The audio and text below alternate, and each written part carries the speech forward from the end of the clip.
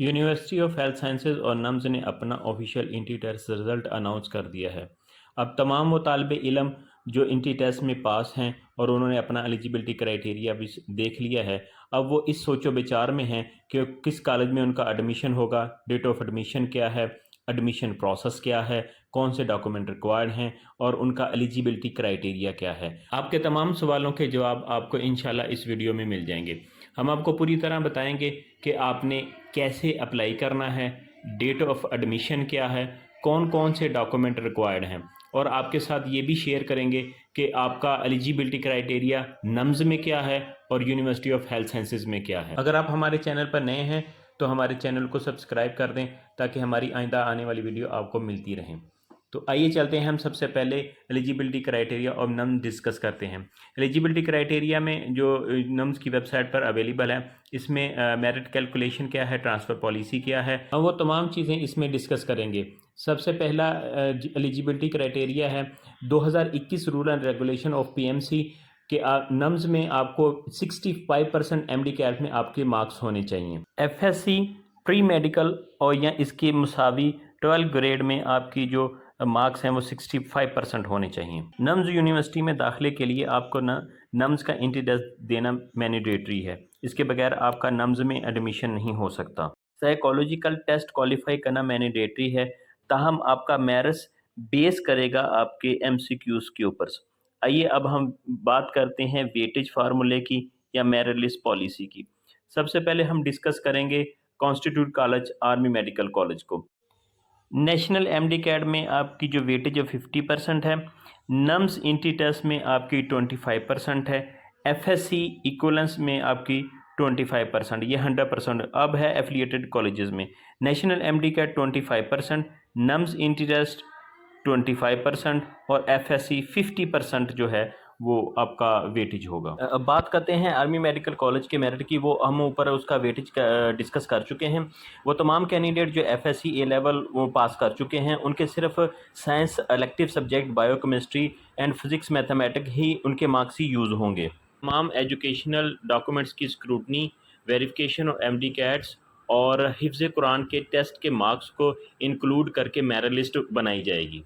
वो तमाम कैंडिडेट जो ओपन मेरिट और फॉरेन सीट पर जिन्होंने अप्लाई किया था, उनकी मेरिट लिस्ट नम्स की वेबसाइट पर डिस्प्ले कर दी जाएगी। जिन उम्मीदवारों का एग्रीगेट सबसे ज़्यादा होगा उनको आर्मी मेडिकल कॉलेज रावलपिंडी में एडमिशन ऑफ़र कर दिया जाएगा और वो 3 दिन में अपनी फ़ीस सबमिशन करवा देंगे ताकि उनकी सीट सिक्योर हो सके। हम चलते हैं नम्स के प्राइवेट इंस्टीट्यूट की तरफ जो नम्स के साथ एफिलिएटेड हैं। CMH Lahore, Quetta, Multan, Wah medical college, hi tech institute medical college, Taxila, CMH Kharian, Karachi institute medical science, CMH Bahawalpur.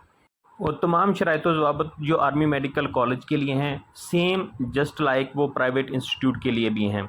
Nums का इंटी टेस्ट कंडक्ट होने के बाद हिफ्ज़ कुरान के टेस्ट उसमें कैरी आउट होंगे और उसकी बेस के ऊपर आपकी मेरिट लिस्ट जो है ना वो डिस्प्ले की जाएगी। After completion of admission process final merit list और private college will be generated and send it to college accordingly. MBBS and BDS admission in UHS, अभी तक यूनिवर्सिटी ऑफ हेल्थ साइंसेज की तरफ से कोई भी एडमिशन लेटर जो है वो इशू नहीं हुआ, तमाम हम पिछले साल वाला लेटर आपके साथ शेयर करें जो आपको स्क्रीन पे नज़र आ रहा है।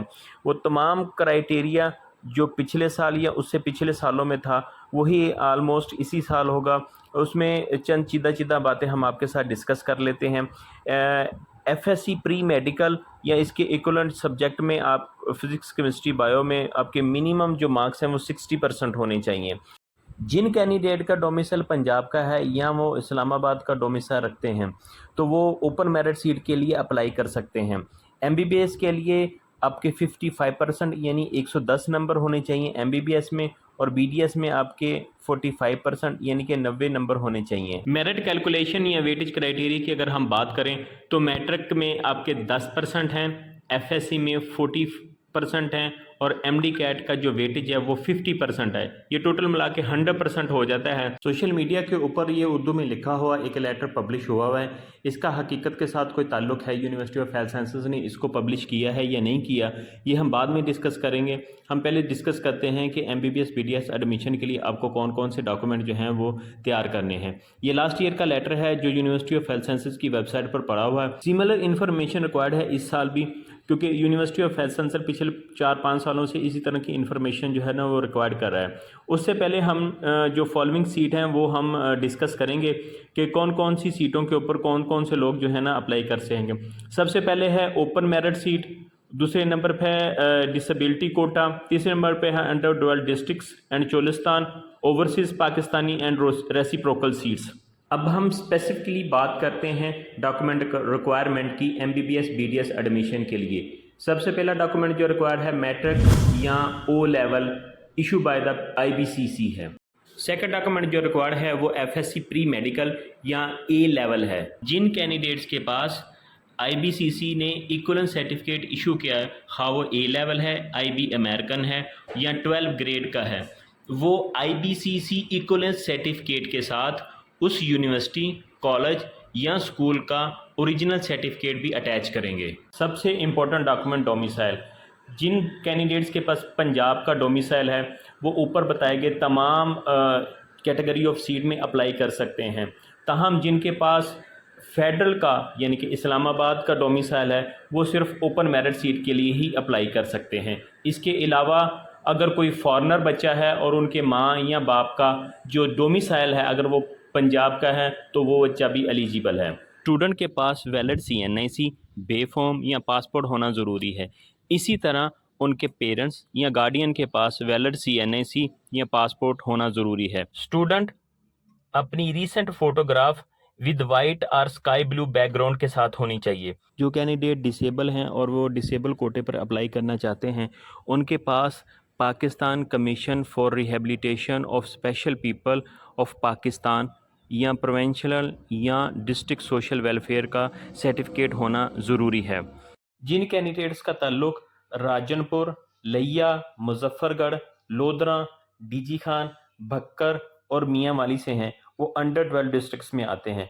अगर वो अंडर 12 डिस्ट्रिक्ट पे अप्लाई करना चाहते हैं तो वो अपने स्कूल, डीओ और डिप्टी कमिश्नर से फॉर्म साइन स्टैंप करवा के वो यूएचएस की वेबसाइट पर अपलोड करेंगे तो वो अंडर 12 डिस्ट्रिक्ट के कोटे की सीट पर अप्लाई कर सकते हैं।